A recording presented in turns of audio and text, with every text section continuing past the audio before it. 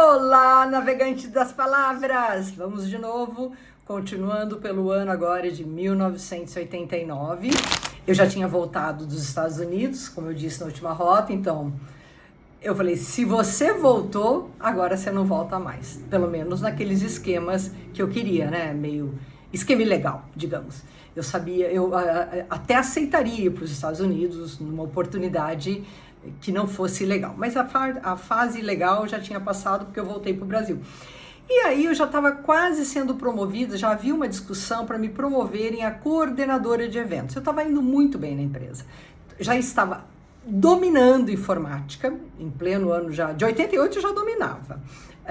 E aí começou a se questionar, mas eu, rodinha no pé, fiz amizade com dois rapazes, um milionário, o outro classe média alta. E eles me propuseram sociedade para abrirmos uma agência de eventos. Eu adorei a ideia, falei, empresária, sempre pensando na minha liberdade para sair do mundo corporativo. Achei uma ideia excelente e começamos a trabalhar nos bastidores, montando a nossa agência.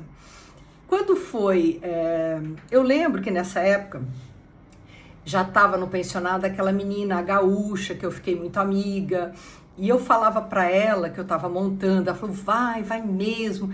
Ela era a única que deu força, porque quem sabia falou, você não vai fazer essa loucura, né? De largar uma multinacional, ainda com uma promoção em vista, para fazer um negócio com dois rapazes que têm dinheiro e você não tem. Mas eu pedi demissão. Me deram ainda 3 meses para eu pensar. Falava, olha, a gente tem um plano de carreira para você, é uma lástima você sair daqui, a gente quer investir em você, mas não teve jeito. Eu saí. Eu saí, eu acho que em outubro de 89. E começamos a agência. Pegamos um evento pequeno, ainda em 89. Quando foi março de 1990, o presidente Collor assume. E aí, para quem lê a história do Brasil, né? Confisco de poupança, empresas receosas, pessoas sem dinheiro, todo mundo com medo, não sabe o que vai acontecer. E é claro, eventos são luxo. Uma empresa não ia investir em eventos naquele momento. Bom, aí e nós tínhamos, era assim, o sócio capitalista era o milionário, o sócio classe média alta era o mentor, e eu, a sócia mão de obra, que afinal ia entrar com conhecimento, né? E aí, o que eu tinha? Nada. De um bom salário de multinacional e benefício, eu passei a ganhar nada, porque tinha que ser, bom, se a empresa não dá lucro, você não tem ganho. Até que eu descobri o Prolabore, que toda pessoa que tem sociedade, ela tem que ter quem trabalha tem um Prolabore. Aí, com muita raiva, os dois usavam parte do salário deles para criar um Prolabore para mim, que só dava para pagar o pensionato e, sei lá, uma comidazinha básica, mas eles estavam irritados, eles não queriam assim. Aí um dia, o sócio milionário me convidou, né, nós para jantarmos na casa dele. Eu nunca esqueço, aliás, eu devo muito ao pai desse já falecido, mas uma pessoa muito, aliás, a mãe dele, uma pessoa maravilhosa também. Papo vai, papo vem, esse homem descobriu que eu não tinha dinheiro, descobriu que eu não tinha, que eu não morava com os pais, que eu estava em São Paulo, que o meu emprego era o meu ganha-pão. Aí ele virou assim para mim, filha, primeiro o pão, depois a manteiga. E ele era um homem que tinha vindo de baixo, ele foi mestre de obras e ele construiu um império basicamente ali, ficou um homem muito rico mesmo, na área de construção civil. Então ele entendia o que eu estava vivendo. Ele falou, meu filho, ele tem emprego garantido, o outro rapaz também, filha. Você se arriscar numa sociedade, ele falou, primeiro o pão, você garante o pão, depois você vai buscar manteiga, geleia, o que você quiser, porque sem geleia e sem manteiga a gente vive, mas sem pão não. Enfim, aí a coisa foi piorando muito, nós estávamos, aí o final de 90, por uma sorte, apareceu uma parceria com uma amiga minha que tinha uma agência de eventos, e ela precisava de mais alguém para ajudar. Então, no final de 90, a gente teve um evento grande. E esse evento salvou a gente E eu consegui, inclusive, com o que sobrou, comprar meu primeiro carro. Era um Fiat Spazio amarelo, mas já veio pneu careca, não sei quantas mil avarias, mas para mim era o que eu podia comprar. Então eu estava feliz da vida que eu tinha comprado com meu dinheiro o meu primeiro carro. Não importa o que diziam. Um amigo meu falou, mas esse carro, ele já veio acidentado, Celina. Você comprou um carro acidentado. Eu falei, não quero saber. É meu carro, eu tinha o maior orgulho do meu carro. Eu acho que ele era álcool, eu lembro que ele não pegava de manhã, o cara do posto ali da Bela Sintra tinha que ajudar. Enfim, eu estava feliz da vida com o meu Fiat Spazio. Então, só que daí, esses sócios, eles começaram a pressionar. Vamos acabar a sociedade, porque agora não é mais interessante para nós.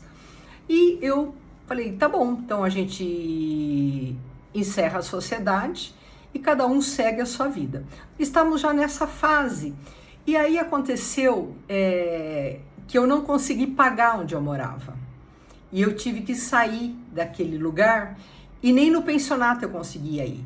Aí uma amiga me convidou para dormir na casa que ela dividia também despesa. A moça ficou irritada, falou, mas não tem dinheiro, vai ficar aqui? São Paulo é assim, você tem que ter dinheiro. Uma noite, eu nunca vou esquecer essa noite, foi a noite mais desesperadora da minha vida. Eu não tinha onde dormir. E aí esse meu sócio falou assim, dorme aqui na empresa, porque a empresa que nós tínhamos era dentro de uma construtora que era tio desse rapaz, de um deles. E ele falou, dorme aqui, aí amanhã a gente pensa. Eu nunca esqueço, morri de medo. Embora fosse do lado de uma delegacia, era uma casa muito vulnerável, o portão era baixinho, uma casa antiga, eu morri de medo, eu não dormi. Foi desesperador não ter onde dormir. Eu cheguei nesse nível.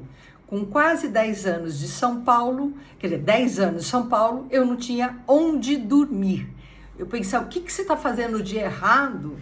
Formada, né? Inteligente, conhecedora, né? Leitora, que dá tudo errado. Eu só sei que quando eu dormi lá, 2 semanas depois, entraram lá e roubaram o nosso computador.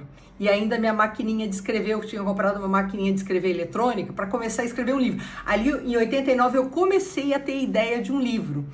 Levaram tudo. Aí quando roubaram, aí a nossa sociedade despencou mesmo. Aí eles falaram, não dá mais, porque computador naquela época era muito caro e a gente tinha um computador de tela colorida, então era uma coisa. E eu usei aquele computador também para ganhar dinheiro e fazer. Eu fazia muita tese de doutorado, inclusive eu fiz para um ortopedista que era cunhado de um desses rapazes. Foi o que mais me pagou, o que mais eu ganhei foi a tese desse ortopedista. Foi o que me salvou ainda naquele ano de 90. Aí encerramos a sociedade. E eu falei, e agora? Emprego, mas nem com reza brava. Tava ainda pós-colo, emprego esquece. Eu tinha acabado de sair de uma multinacional, então, ou seja, currículo pra lá de sujo, né? Por que você deixou uma multinacional? Tudo bem, fui arriscar num negócio. Enfim, tava horrível. Até falei para uma amiga minha, a gaúcha, eu falei, está vendo? Eu fico falando tudo e dá tudo errado, porque eu conto tudo para todo mundo. Ela falou, não, continue fazendo isso. Você vê, meu sonho é ser uma grande atriz de teatro e ninguém sabe. Eu falei, o quê? Você sonha ser uma grande atriz de teatro? Eu falei, eu fui para Londres. Era meu sonho. Eu amava o David Bowie. Fui lá para ver os shows dele, mas eu também queria lutar pela arte. Mas eu não tenho essa coragem sua. Eu não tenho essa coragem de me expor, de falar. Então fale por mim, porque eu vou voltar para o sul e vou ficar noiva do meu namorado e eu vou embora. Eu não vou ficar aqui.